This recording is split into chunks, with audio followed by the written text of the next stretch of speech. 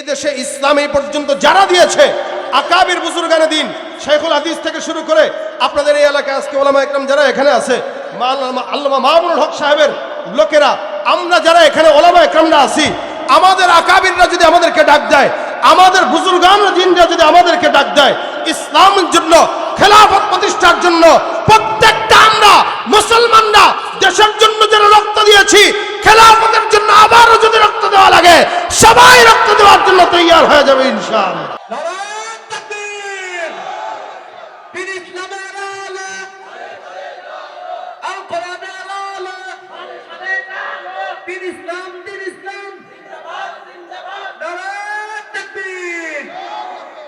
আপনারা খালি কন যে আমরা আছি নারায়ে তাকবীর, আল কোরআনের আলো ঘরে ঘরে জ্বালো, তো দিতে তো আর টাকা লাগে না। স্লোগান দিতে কি টাকা লাগে? লাগে না। ওই জেলখানায় যায় হলো ওলামা একরাম। এই জন্য ওলামা একরামের দ্বীনের প্রতি এত দরদ যেটা আপনাদের নাই। আপনি যতই স্লোগান দেন আর যতই লাঠি নিয়ে মারামারি করেন, আপনাকে রাজনৈতিক নেতার জন্য আপনি লাঠি নিয়ে 1000 বার মরতে রাজি, ইসলামের জন্য লাঠি ছাড়া যেতেও রাজি না। এটার জন্য আগামীর বাংলাদেশ যদি কোরআনের বাংলাদেশ দেখতে চান, অবশ্যই ওলামা একরামদের সঙ্গে থাকবেন। কথা কয় না? ওলামা একরামদের সঙ্গে থাকবেন, রাজি আছেন? কারণ আমরা দেখেছি অনেক, আমরা এই দেশে অনেক সরকারের পরিবর্তন দেখেছি, শান্তি দেখি নাই। বারবার সরকার পরিবর্তন, যারা যায় যারা আসে সব সমান। সুতরাং আমরা চাই আগামীর বাংলাদেশটা অন্তত ইসলাম, কোরআন, সুন্নাহ মোতাবেক এদেশে আইন পাশ করা হোক। যদি কোরআন সুন্নাহর আইন পাশ হয়, বাংলাদেশ থেকে চিরতরে দুর্নীতি, সুদ, ঘুষ, চাঁদাবাজ বন্ধ হয়ে যাবে। ঠিক কিনা জোরে কয়?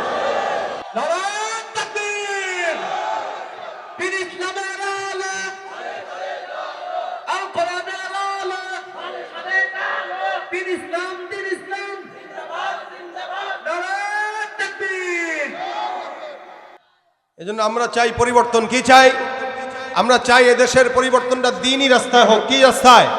দ্বীনি পথে, দ্বীনি রাস্তায় দেশের পরিবর্তনটা হোক, যাতে করে আজান হওয়ার সাথে সাথে সব দোকানপাট বন্ধ হয়ে যায়। এইটা যদি চান তাহলে আগে যাদেরকে দেখেছেন তাদেরকে তো দেখেছেনই, এখন একটু নতুন কিছু দেখার অপেক্ষায় থাকে ইনশাআল্লাহ। কারণ আমরা দেখেছি যারা আগে ছিল বা যারা আসবে সবাই সমান, এদের কাউকে এনে অন্তত ইসলামের কোনো উপকার আমরা আশা করতে পারি না। সুতরাং ইসলামের জন্য যদি কাজ করতে চান কোরআন সুন্নাহর পথে থাকা লাগবে ইনশাআল্লাহ।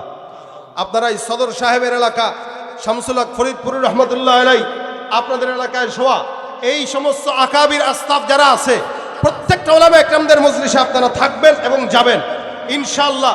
আল্লাহ পাক রব্বুল আলামিন যেন আমাদেরকে ইসলামের পথে, কোরআনের পথে, আল্লাহওয়ালাদের সাথে চলার তৌফিক দান করে। এই মজলিসগুলো যেখানে হবে, যেমন এই 19, 20, 21 চরমনার ময়দান আছে, ওখানেও যাবেন। সদর শাহ হুজুরের খানকা, ওখানেও যাবেন।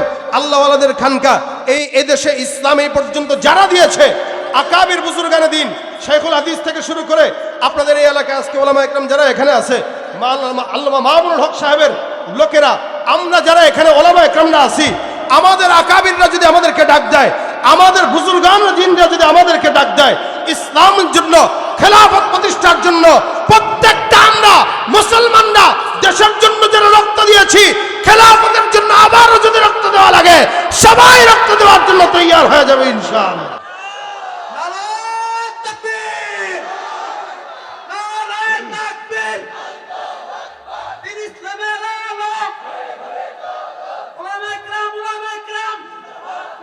পেরিয়ে রক্ত ভেজা পথ, এ পথে আসবে খেলাফত।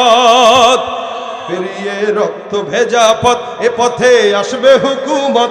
এ পথের মাঝেতে আছে গোজানি জাতির ভবিষ্যৎ। ঠিক কিনা? এ পথের ভিন্ন কিছু নাই রে আজি আর, এ পথে আসবে জানি বাধারি পাহাড়। এ পথের ভিন্ন কিছু নাই রে জানি আর, এ পথে আসবে জানি জানি বাধারি পাহাড়, রক্তের নদী বয়ে সেই ঢেউতে আসবে খেলাফত, পেরিয়ে রক্ত ভেজা পথ, এ পথে আসবে হুকুমত, পেরিয়ে রক্ত ভেজা পথ, এ পথে আসবে হুকুমত, এ পথের মাঝেতে আছে গোজানি জাতির ভবিষ্যৎ, এ পথের মাঝেতে আছে গোজানি জাতির ভবিষ্যৎ, পেরিয়ে রক্ত ভেজা পথ। ওরে কেউ ঘুম পাড়ানি গান তোরা গাহিস না রে, আর গানেতে আসতে হবে বারুদের হুঙ্কার। ওরে কেউ ঘুম পাড়ানি গান তোরা গাহিস না রে, আর গানেতে আসতে হবে বারুদের হুঙ্কার। কে আছিস হাসি মুখে বরণ করে নিতে শাহাদাত, কে আছিস হাসি মুখে বরণ করে নিতে শাহাদাত, পেরিয়ে রক্ত ভেজা পথ, এ পথে আসবে হুকুমত, পেরিয়ে রক্ত ভেজা পথ, এ পথে আসবে খেলাফত, এ পথের মাঝেতে আছে গোজানি জাতির ভবিষ্যৎ, এ পথের মাঝেতে আছে গোজানি জাতির ভবিষ্যৎ, পেরিয়ে রক্ত ভেজা পথ। ঠিক কিনা? রাজি আছেন তো ইনশাআল্লাহ? লিল্লাহে তাকবীর, নারায়ে তাকবীর। কোরআন সুন্নাহর আলো সংসদে জালো, দিলে দিলে জালো, নারায়ে তাকবীর। কিন্তু আমাদের নাই কেন?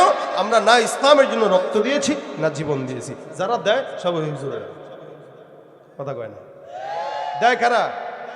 জেলখানায় লাগলে হুজুর নেই আছে। আপনারা খালি কন যে আমরা আছি নারায়ে তাকবীর, আল কোরআনের আলো ঘরে ঘরে জ্বালো, তো দিতে তো আর টাকা লাগে না। স্লোগান দিতে কি টাকা লাগে? লাগে না। ওই জেলখানায় যায় হলো ওলামা একরাম। এই জন্য ওলামা একরামের দ্বীনের প্রতি এত দরদ যেটা আপনাদের নাই। আপনি যতই স্লোগান দেন আর যতই লাঠি নিয়ে মারামারি করেন, আপনাকে রাজনৈতিক নেতার জন্য আপনি লাঠি নিয়ে 1000 বার মরতে রাজি, ইসলামের জন্য লাঠি ছাড়া যেতেও রাজি না। সকলেই দোয়া করব আজকের এই মজমাকে আল্লাহ কবুল করুক, বলেন আমিন। যারা আয়োজন করেছে টাকা দিয়ে, শ্রম দিয়ে, মেধা দিয়ে, বুদ্ধি দিয়ে, আল্লাহ পাক প্রত্যেকের সহযোগিতাকে নাজাতের উসিলা বানাক। আল্লাহ পাক আমাদের সকলকে 5 ওয়াক্ত নামাজ হিসেবে কবুল করুক, বলেন আমিন। যে সমস্ত যুবক ভাইরা আসছেন এরা সবার আগে প্রস্তুতি গ্রহণ করবেন। আজকে থেকে, এখন থেকে প্রত্যেক দিন অন্তত নামাজটা যেন আমাদের কোনো দিন মিস না হয়। এছাড়া যা করি করব, নামাজটা আল্লাহ পাক রব্বুল আলামিন আমাদেরকে প্রতিনিয়ত এক সুন্দর করে খুশু খুশুর সাথে আদায় করার তৌফিক দান করুক। আমা তৌফিক ইল্লা বিল্লাহ।